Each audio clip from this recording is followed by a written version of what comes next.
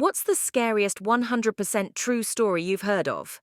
I work midnight shift at a gas station, and I have for quite a while at various stations in different areas with varying levels of criminal activity. I have regulars, of course.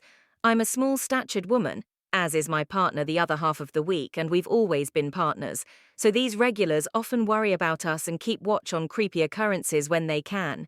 I had one man who worked in the metro an hour away who would stop in every morning for his cigarettes. He never smiled or seemed friendly, and as I often do, I tried to think of what I could do that might make him smile one day. It took many months, but I finally pulled it off by having his cigarettes ready on the counter and already scanned for him to pay for as he walked in. He smiled, and then asked me, "Do you ever get scared on the night shift? You small girl, is not safe." I said I sometimes did, but we could lock the doors and hide if we had to, and that the provincial police, think state troopers if you're American, had a station close by and came in often to get their highway vehicles washed. I had a good rapport with those police. He nodded and then told me a story about when he first moved to our country from Eastern Europe with his wife and child back in the late 80s, early 90s. He fell asleep at work one night at the gas station he worked midnights at. When he woke up, the phone had been ringing for hours and his manager was shaking him violently, asking if he was all right.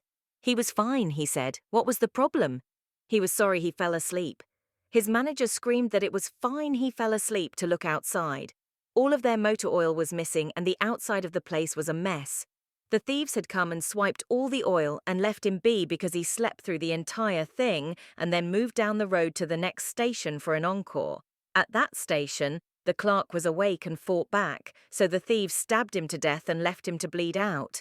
When he finished telling me this, he concluded with, "If you ever feel sleepy, just lock the door and do it. It might save your life."